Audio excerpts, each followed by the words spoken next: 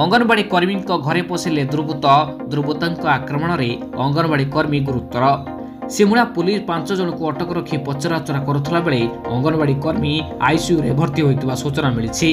बालेश्वर जिला सिमुला थाना बोरी ग्रामर अंगनवाड़ी कर्मी सुकांती साहू बोरी मार्कुणा रास्ता पार्श्वर घर कर दीर्घदिन ला रही आसुले। गतकाली राति 8 घटिका समय सुकांती स्वामी निज दुकान बंद कर निकटस्थ बोरी बजार को सौदा किणवाक जाइथिला बेले घरे केवल तांको स्त्री सुकांती साहू रही। यार सुजोग नहीं दुर्बृत्त माने तांको घरे पशि चोरी करने सह सुकांती साहू मुंड को धारुआ अस्त्र आक्रमण कर घटनास्थल फेरार हो जाते। फल सुकांती साहू गुरुतर हो तले पड़ता बेले स्वामी उद्धार कर सिमुला मेडिकल भर्ती करते। सेठारे तांकर अवस्था अति गुरुतर हेबारु कटक मेडिकल को स्थानांतरित करा। खबर पाई सिमुला पुलिस घटनास्थल पहुंची 5 जन को अटक रखी अधिक तदंत जारी रखी।